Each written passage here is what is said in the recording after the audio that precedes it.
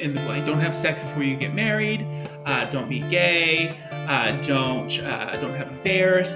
We call these the 7 deadly sexual sins according to the church. You're listening to the In Your Pants podcast. I'm your host, Dr. Susie Gronsky, your penis-friendly pelvic health physical therapist, sex counselor, and educator, helping you get in the know down below.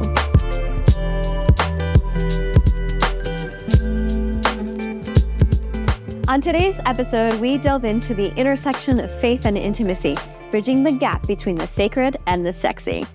The discussion on religion and sexuality is often delicate and loaded with tension, especially for those who have grown up in religious communities. Our guests, Postema and Jeremiah Gibson, hosts of the Sexvangelicals Podcast, unpack the complexities. Together, we explore the emotional and sexual ramifications for couples navigating life after leaving religious communities. The conversation touches upon the challenges couples face due to adverse religious experiences, especially as it relates to painful sex. And they share practical communication strategies and empower couples in fostering more enjoyable and fulfilling sexual experiences. They are both Boston-based licensed psychotherapists and certified sex therapists who work with clients in Massachusetts. They specialize in helping couples with negative religious backgrounds discover sexuality that works for their partnership. They enjoy traveling to places that tend to fly under the radar, long distance hiking, cooking, very spicy food, unexpected conversations, and introverted days filled with reading and drinking fancy tea. They're on Instagram at Sexvangelicals and on Substack at sexvangelicals.substack.com. So join us for this insightful conversation at the intersection of love, faith, and intimacy. Jeremiah and Julia, welcome to the show. Thanks so much for having us. Well, let's dive right in. Let's talk about the relational and sexual impacts for couples leaving religious communities. Excellent. Yeah. There's a lot to think about because there can be an assumption that, oh, well, I leave the religious community and I'll just pick up the relational and sexual health information kind of as I go. And one of the things that's important to realize is that religious systems, particularly American religious systems, teach relationships around two ideas. One, repression, which is don't do fill in the blank. Don't have sex before you get married. Don't be gay. Don't have affairs. We call these the 7 deadly sexual sins according to the church. So one of the things that's really hard is that when you have been told don't fill in the blank for your entire life, like your body responds in that way. That impacts the way that your musculature tenses up. Mm-hmm. You have a hard time vocalizing, kind of knowing what to say. So that's one thing to consider. The other thing, Julia, you and I talk about quite a bit is the role of gender roles. Mm-hmm. That in conservative religious spaces, success happens not based on how well two people work together, how well two people solve problems, how well they navigate differences, but it's based on how well two people perform their conservatively defined gender roles. So for men, how well they move into spaces of being assertive, how well they are moving into positions of power, how well they take leadership roles.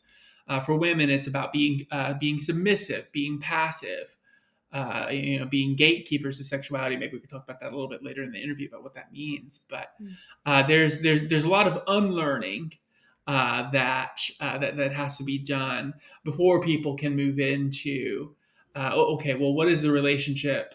What is the relational health? What are the relationship patterns that I actually want to have? I myself grew up in a Catholic background, so mm-hmm. I can relate to all the things that you are naming as far as the expectations and the roles as a female identified person within a religious community, and also the education around sex, which was very much so don't have it unless you're married, essentially. And if you masturbate, heaven forbid, you're going to hell. So Right. it was very conflicting as an individual. And I can imagine for many others of trying to have a really sacred experience with one's own body and trying to amend that with one's own religious and spiritual values and beliefs without feeling this point of contention.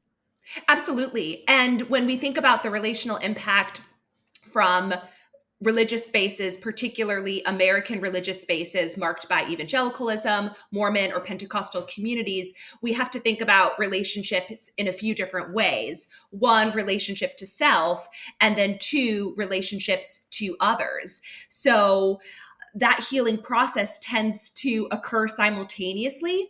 The healing of the relationship with self is multifaceted. That is challenging enough. And then when you add a partner or partners into that mix, you have an even more complicated healing system to navigate. From your perspective, I guess what are some of maybe the biggest challenges that people face, when they are either still within a religious community and identifying with particular religious values, and or leaving a religious community? Like, what are the biggest things that they're really grappling with, at their heart, I suppose? I would say shame and anxiety. And that impacts both the individual and the relationship system. Yeah. Jeremiah, you had referenced that evangelical structures teach sexuality in relationships based on both repression and the performance of gender norms. And when folks internalize those messages, one, that creates the shame around the body and sexuality as a whole being bad. When your entire world is rooted around the concept of don't, particularly don't in relationships and don't in sexuality, that creates a context of shame and a context of fear that makes pleasurable experiences perhaps inaccessible or even outside of that person's consciousness. And this brings up an experience I had with one of my patients who was actually a clergy person and viewed himself as a sexually spiritual being, even as a clergy person. And for this individual, it was so challenging to even broach the topic of sexuality with even healthcare professionals, because there was an assumption that because they were part of a religious community that they were not they were not sexual beings, right? And so I'd love to hear from both of you. Let's talk about that a little bit more as far as sexuality and one's own vows of perhaps celibacy doesn't necessarily mean that you're not a sexual being. Can we talk about more around that topic? Yeah. When you were talking, Susie, I was thinking about, I was also thinking about what the role of religion is. And, rather than kind of setting boundaries with religion, like don't go down that rabbit hole. Let's sit and talk about, like, what are people trying to get? And then there's all sorts of things that people are trying to explore. One of the things is like a sense of existential meaning, and including like how do we navigate suffering?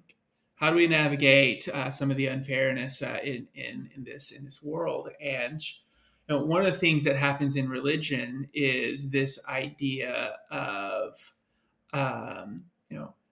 how do we, like, whose bodies kind of help us navigate through that. And there are some religions that exist, like Buddhism, for instance, or elements of Hinduism that suggest that, like your own body can work through and explore kind of what it takes to kind of navigate what some of the harder parts of life. Like, this is the whole purpose of the Kama Sutra, for instance. Is the whole purpose of Tantra, and that those types of religions are much more interested in pursuing pleasure and promoting pleasure. What happens in Christianity and other Western religions is that the overcoming suffering happens through sacrifices, happens through sacrificing other bodies. In some cases, it could be animals. In the case of Christianity, not only is it sacrificing humans, but it's sacrificing the Son of God. And so that's the theological premise that sets up a lot of guilt and shame that the client that you mentioned, there are plenty of clients that we have as well. This idea that if you pursue pleasure outside of um, these really strict rules, these really strict guidelines, that you're harming Jesus. You are sinning against Jesus who lives inside of you. And evangelicals take it to the next level, and not just Jesus who lives inside of you, but also Jesus who, in some sort of sense, you're supposed to marry or be in this like lifelong, eternal, like intimate relationship with. And so, psychologically speaking, morally speaking, that is a really, really hard thing to navigate. That's actually the theological underpinnings of purity culture, and the ideas of don't. That if you step outside of these guidelines, you're harming Jesus, you're upsetting Jesus who lives inside of you, you're defiling not just your own body, but also Jesus's body. So don't do that. And then like all the messages of guilt. Right. So Right. um, that can be a really, really hard shift for people to make from a purity-based landscape to a pleasure-based landscape.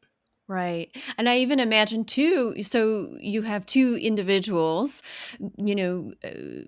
coming together with similar maybe beliefs or backgrounds or negative sexual narratives, and then trying to unify or find connection and pleasure when the foundation itself was based on, as you're saying, Jeremiah, don't do, that's shameful. That's Julia, right. you had mentioned that this is shameful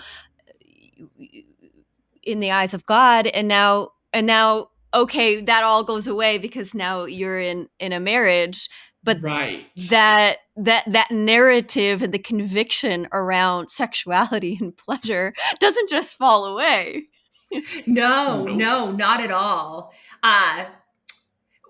Sometimes people will describe the light switch phenomena, which is that as a person in a purity culture context, you ensure that you are as pure as possible. I had experiences growing up in which there was a bit of a competition as who could be the purest one, who was saving their first kiss until engagement, who was saving their first kiss until marriage. And the purest you were, the better.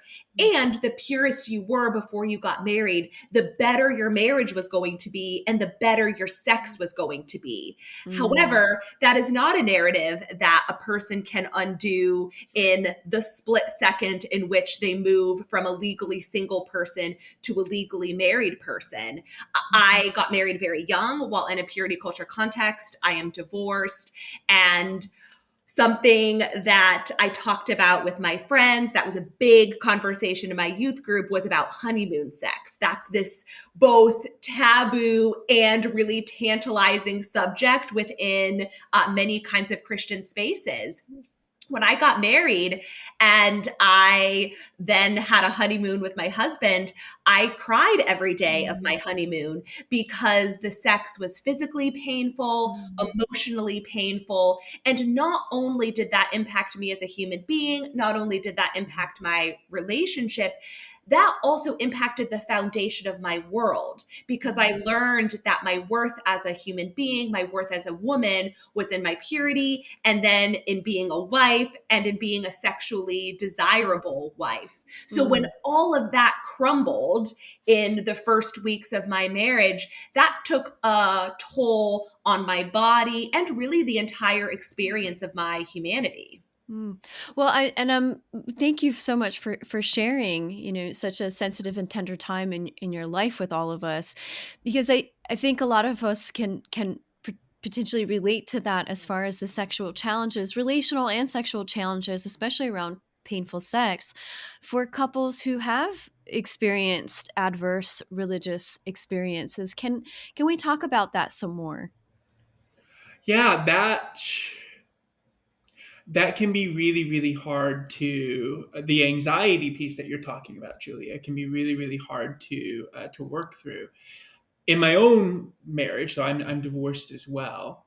My ex and I had premarital sexual experiences, or quote, sexual experiences that resulted in her having panic attacks at the very end. I didn't realize that they were panic attacks at the time. I just experienced her at the end of a sexual experience in which we're both fully clothed during the experience. Experiencing her start to cry, start to shake, start to apologize. And when I was 20 and 21, like the best that I could do at that moment was just to hold on, because we were living and existing in a culture in which the goal for a lot of our contemporaries was to get through the dating period, to not have sex. That was one of the big markers of success. And so there was no one that we could really talk to about this. And so we get married, didn't have quite the traumatic honeymoon sex experience, Julia, that you did. But about a year into the relationship, that anxiety, those panic attacks, they didn't appear as panic attacks, but they showed up in different ways. They showed up as criticisms. They showed up with her initiating to me, Jeremiah, you're all you think about is sex, which is not true. I think about a lot of things, but also like, how do you refute that? It put me in a really hard kind of situation. We avoided a lot of things. There was a lot of stuff that we didn't talk about. And by the time the avoidance was kind of a mutually agreed upon thing that we didn't talk about sex and sexuality. I became a sex therapist. I started studying to become a sex therapist in 2016. And that absolutely generated some conversations about, oh, I've learned some really, really fucked up shit about sexuality. Like, first of all, one, I'm sorry. Two, can we talk about it? And the avoidance became much more overt, became less of a passive, like, no, like, we'll just be silent about it, and more of an overt, no, I'm not going to talk about this. I can't go here. And then the panic attacks returned. So one of the implications then over the long-term relationship is how do two people come together to talk about anxiety, to talk about the vulnerability. And it can be a really scary thing. And it's a hard situation because not talking about it negatively impacts the relationship. Right. Talking about it can also impact the relationship. It can also bring up a lot of conflict, a lot of differences. So. And Julia, did you want to share anything before? I did want to touch on this subject of communication and strategies that couples can use to broach this very sensitive topic and heal, really. Jeremiah, what you're describing is something that so many of our clients have experienced as well. And when I studied to become a sex therapist, I also had some earth-shattering, relationship-shattering kinds of moments. And then the more that I practiced and the more that many of my clients had expressed similar backgrounds, the more that I learned that Jeremiah's story or a version of it and my story or a version of it was actually quite common for folks from conservative American Christian settings. And that was both validating to know that I wasn't alone, that I was not broken, that this response to sexuality actually made a lot of sense given what I had learned. And it was also heartbreaking to realize that this was a major problem for so many people. Many of your listeners probably have read the book Pure by Linda K. Klein, in which she discusses that purity culture impacted an entire generation, and we would probably argue more than an entire generation of women. So our work, both together in our shared business and individually, is to help folks be able to unlearn some of those messages and then take the steps to redefine what sexuality means and to consider communication strategies and ultimately more communication processes in which they can develop new patterns. And for those who are struggling in their relationship with painful sex, is there any or what advice would you share as far as starting to, maybe heal from these experiences and start to restructure or reframe sex from being painful and aversive to pleasurable and pleasant? I can speak to that from a professional experience, but I can also speak to that having experienced pelvic floor physical therapy myself a couple different times, having multiple painful experiences. I would say that two really important things to consider in a partnership is one, to be able to talk about the sexual experiences outside of the sexual experiences, to find some sort of defined container in which the two of you can talk about it. If that is with a therapist or a counselor, all the better, because then you have some extra support so that you don't have to hold all of it on your own. At the very least, being able to have a specific time with a start and an end and a safe environment, whether that is sitting down side by side on your couch or outside on a walk, whatever is best for you. And then to be able to dialogue about what your experiences are like at the beginning, purely to understand each other, not even to start the problem-solving process. The second thing I would consider is to go slow. At the beginning of our call, Jeremiah had mentioned that for folks leaving harmful religious spaces, they can understandably feel this urgency. Okay, now I no longer subscribe to this. I can finally have the sex that I want. And that's actually a parallel process to what I learned in church. What I learned in church was that once I got married, I could have the sex that I wanted.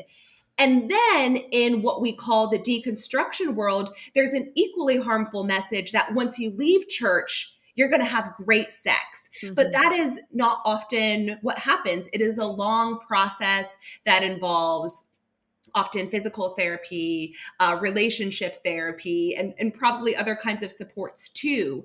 And as much as you want to solve this as quickly as possible, and I can relate to that, again, not just as a professional, but as a personal human who has lived it, going slow is absolutely necessary, as hard as it is. And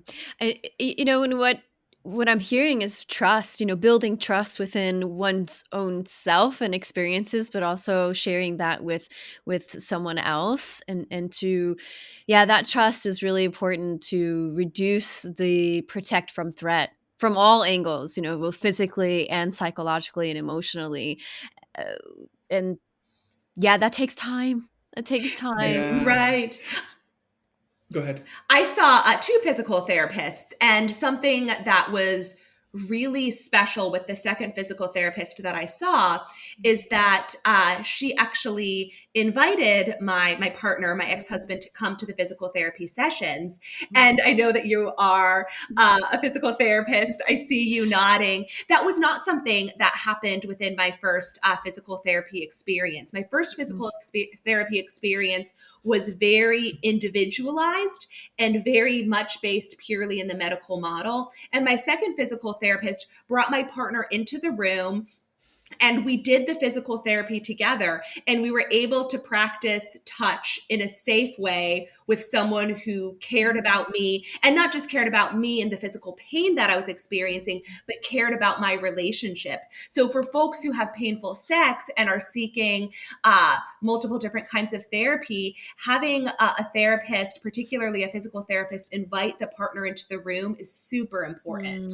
Absolutely. Thank you for sharing that, because that is a I think a very crucial aspect to the therapeutic process is to consider working with an individual, but also their relationships, the Absolutely. biopsychosocial, relational, interpersonal, intrapersonal aspects of them as a human being, and to support the coupleship as well. It's because from one perspective, in my opinion, both for female and male identified people, when there's something troubling, especially physical pain, certainly accompanied by psychological and emotional distress, but they take that courage, that initiative to make that appointment to get help, there's often the burden on the individual that this is my problem. Yeah. Right. Yeah. I'm the only That's right. one dealing with this and I need to fix it.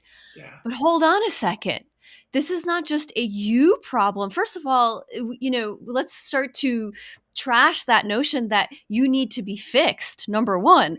Number two, it's a team effort. You are not alone in this. This is not just your experience. This is a shared, interconnected experience. So how do we approach your therapeutic process through that lens and perspective? Right. And it's also so glad that you said that. I think one of the slippery slopes that I think can happen in the field of psychotherapy as well is that, in treating trauma, that it can be primarily and almost exclusively an individual process, as opposed to recognizing the ways that that trauma, that pain impacts the relationship. Mm-hmm. And I would also add, Susie, to that not only are there relational components, but there's cultural components too. Mm-hmm. That the reason that erectile dysfunction exists. So one of the primary features of kind of guiding the anxiety is the cultural narratives around what penises should and shouldn't do. Mm-hmm. Right. Is the cultural with vaginismus, the cultural narratives about what women bodies should and shouldn't do. Mm-hmm. And if we can talk about that, not just in an individual way, but also talk about that as a relationship, Mm-hmm. if we have new relationships with, what's the function of my penis? What's the function of your body? What's the function of fill in the blank? Mm-hmm. We can create new arrangements that work not just for our relationship, but also if we choose to have children, or if we are if we have children in our lives, like we can also carry those narratives down to future generations. Mm. Thank you so much, Jeremiah and Julia, again, for broaching these very tender topics, because a lot of us who are watching and listening, I can imagine, really relate in many different levels, religious or not. I think this conversation is really important to have, to start to deconstruct some of these really, I think, harmful sexual narratives and scripts, and gender narratives and scripts that are our internal rules that we don't know that we're living by and experiencing the world, through. So on that note of bringing the conversation to the forefront and with each other, can you share a little bit about the communication strategies that couples can explore, regardless of their personal experiences? But how do we start to communicate about this topic and begin to have more pleasurable and enjoyable sexual experiences? Yeah, one of the things that I would encourage people to do is to start thinking about non-sexual experiences as well, and to start thinking about desire, start thinking about the question, what do you want? In a less pressure-packed, less kind of performance-based situation that sexuality can often provide for folks, and to zoom out and think about that more universally in your life. Like, what do you enjoy doing? What are some things that you find fun? How if you had an hour to yourself and you could spend that time any way that you want to, how would you spend it? Those types of questions to help re-engage a relationship with desire that is more holistic, that is non-threatening, both non-threatening individually, morally, because a lot of folks learn that wanting things, that putting your own needs first, that has like moralistically negative consequences. And then also being able to create more trust. Create more trust in yourself, in your own voice, when I can communicate out loud, oh, hey, yeah, this is something that I really enjoy doing. I really love going on hikes, for instance. And then also relationally, more often than not, I think our partners want the other person to succeed. Yeah. And then to be able to receive that, to be able to say, oh, I didn't know that about you. That's great. How do you want to do that? And then you can delve more into curiosity and potential agreement making. Yeah. Yeah, that's so true, because often people that walk into my office want to deal with the physical problem at hand, right? Sure. And it's really, I gently say to them that, this is a physical part of this is physical, but there's also the emotional aspects. And until we start to heal emotionally or connect you two as a coupleship in different ways, then the physical stuff there's only so much that we can do, right? We need this other piece to support and enhance your sexual pleasure. And believe it or not, that's where the work really needs to happen most often. I don't know what you all think, but I agree. In my first experience with the physical therapist that I saw, at the completion of physical therapy, I was very excited because I could complete all the exercises without pain. So my expectation was, great. Okay, finally, now I can have the sex that I want. Yeah. And I was totally confused, mystified, and alone when I tried to engage sexual experiences with my then partner. And it was not only still very, very painful, but also I had no pleasure or desire for it. And it wasn't until work with the next physical therapist and a good qualified sex therapist that I was able to see my sexuality in a more holistic kind of lens. And part of that was expanding my definition of what sexuality was. So to build on what Jeremiah said, something that probably all three of us do with our clients is consider, what does a sexual menu look like? And many folks in the US, particularly from evangelical, Mormon, or Pentecostal communities, learn that sex is vaginally penetrative intercourse, which of course excludes folks who want to have sex with people of the same gender. And it also reinforces that sex is narrow, that sex is rigid. And when we think about sexuality in a more comprehensive lens, then we can understand that sex occurs in all different kinds of ways, and penetrative intercourse is only one way of having sex, and it is certainly not the pinnacle of sex. Right. Thank you for saying that. Exactly. And it really is liberating, because your options to experience pleasure are limitless. You have this landscape to work with, and it's like going on vacation to the most beautiful place on earth and just looking at your shoes. You're looking down at your feet, it's like you're missing on the panoramic view. Hello. Like you've got all of your senses, what you're seeing, what you're smelling, what you're tasting. But so often we're just really, like you're saying, just like, it's not just this one way or no way at all, right? We're really missing out. And I so appreciate the sexual menu activity, which is, I think, fun. It can be very fun. And like having that conversation of like, exploring with one's imagination, and also the landscape of your partner, right? So I think that can be really opening and healing for a lot of people. On that note of like resources, you mentioned sexual menu and conversation starter questions. Are there any other resources that you can share with our listeners and our viewers who are interested in bringing up the conversation but might just not know where to start or how to start these conversations?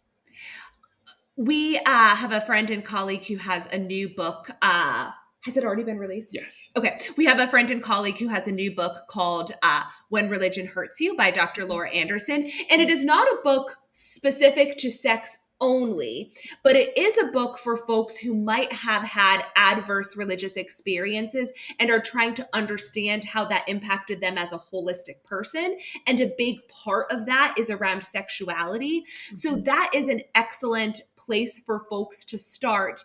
And in the book, Laura talks quite a bit about how our body responds to different types of traumatic experiences, including religious harm. And so, although the book is not exclusively sexually focused, a big part of her work is helping folks to better understand what is happening in their body. And that is such an essential first step, something that she encourages her clients to do at the very beginning of her work with them is to go to the bathroom when they feel the urge to go to the bathroom, which is such a seemingly simple thing to do, but it might not actually be simple in reality, especially when folks from harmful religious backgrounds, of course, not all religious backgrounds are harmful, have never actually paid attention to their bodies before.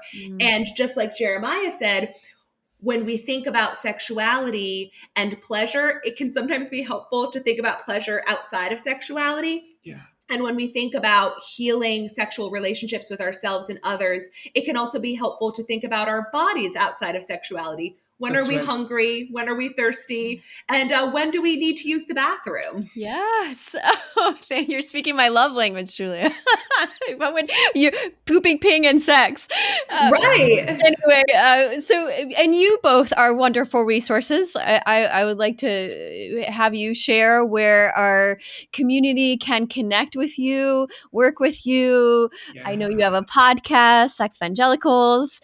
Please, shameless plug away. Yeah, we have a few things. We have a podcast, as you mentioned, Sexvangelicals, the sex education the church didn't want you to have. So we go through, as I mentioned, the 7 deadly sexual sins. We also talk about the sex education we wish we had. And we also are big proponents of the idea that relational health is sexual health and sexual health is relational health. And we have some different ways of talking about that throughout the podcast. We also have a website, obviously, sexvangelicals.com.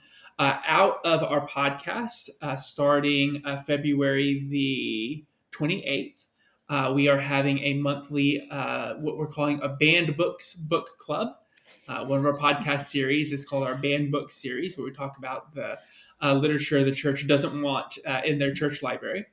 And so we'll be reading through some of those books together. That's a way that that folks can engage with us. We also, our contact information, we also do therapy and coaching for couples, specifically for couples where one or both people are in some stage of moving out of a conservative, harmful religious space, most commonly evangelical, Mormon, or Pentecostal. And folks can contact us through our website or through emailing us, sexvangelicals@gmail.com. And then also one more thing, sign up for our Substack, Relationship 101, sexvangelicals.substack.com. Yes, and we'll be sure to link all of those resources in the podcast and YouTube descriptions below. Thank you both so much for being on the show. This was such an enlightening conversation to have, and I hope that it offers hope to folks out there who are navigating some really challenging territory. I know this conversation has really shined a different perspective into my own life as well. So thank you so much for sharing so much of yourselves as well on the show today. Thank you so much. Susie. It's been a pleasure to be on the show. And to all of our viewers and listeners out there, thanks so much for watching and listening. This is Dr. Susie G. Until next time, my friends. Thanks for listening to today's episode. Be sure to visit my website, drsuzieg.com, for show notes and related resources on today's topic. If you like what you're hearing, head on over to YouTube and subscribe to my channel. On my YouTube channel, you'll find content related to sex, pelvic health, and expert interviews for men. If you got a question or a topic that you'd like me to answer on my channel, be sure to type it in the comment box below.